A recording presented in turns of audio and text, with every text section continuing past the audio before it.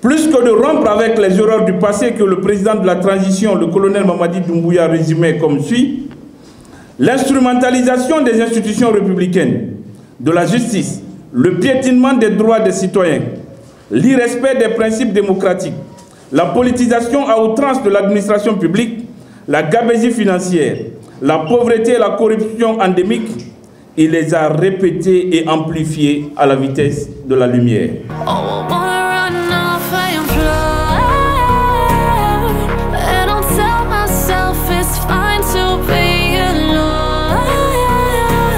L'enlisement de la transition, en raison de sa gestion unilatérale et autoritaire, et le dévoiement de sa vocation principale, celle du retour à l'ordre constitutionnel par l'organisation d'élections libres, crédibles et inclusives, a achevé de plonger notre pays dans l'angoisse, l'incertitude et la lassitude.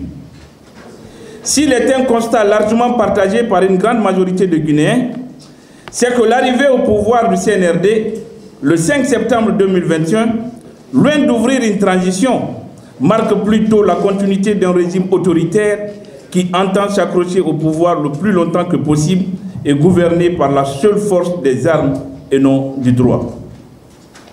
En effet, plus que de rompre avec les erreurs du passé que le président de la transition, le colonel Mamadi Doumbouya, résumait comme suit: l'instrumentalisation des institutions républicaines, de la justice, le piétinement des droits des citoyens, l'irrespect des principes démocratiques, la politisation à outrance de l'administration publique, la gabegie financière, la pauvreté et la corruption endémique, il les a répétés et amplifiés à la vitesse de la lumière. Au rang de nombreux manquements aux engagements du CNRD, l'on peut noter l'élaboration unilatérale de la charte de la transition et sa violation délibérée et répétée, dont l'article 77 prévoit. La durée de la transition sera fixée de commun accord entre les forces vives de la nation et le Comité national de rassemblement pour le développement. L'hyperprésidentialisation du régime, réduisant ainsi au statut d'assujetti le gouvernement, le CNT et les organes judiciaires, se traduisant par une concentration des pouvoirs exécutifs, législatifs et judiciaires dans les mains du CNRD. Les militaires décident de tout seuls, sans concertation aucune. Le refus, dans le mépris et l'arrogance, de répondre à l'appel au dialogue sur la transition des forces vives les plus représentatives de la nation. La mise en place du gouvernement de la transition sans concertation politique préalable. La désignation autoritaire des membres du CNT en imposant à la tête de l'institution une personnalité controversée dans le pays et la sous-représentation des partis politiques en son sein. La volonté dissimulée du CNRD de rester au pouvoir aussi longtemps que possible, illustrée notamment par l'imposition d'un chronogramme irréaliste et onéreux, 600 millions de dollars US, incluant le RGPH et le RAVEC, deux opérations longues et coûteuses, comme moins de génération du fichier, alors qu'une révision classique aurait suffi. Le transfert au MATD de la responsabilité d'organiser les élections, en lieu et place d'un organe de gestion des élections OGE indépendant et consensuel, en violation de la charte de la transition et des engagements internationaux de la Guinée, notamment la charte africaine sur la démocratie, les élections et la bonne gouvernance, ainsi que le protocole additionnel de la CEDEAO. L'instrumentalisation à outrance de la justice par l'exécutif à des fins politiques et sa théâtralisation, désacralisation, banalisation, infantilisation, pour citer l'AMG.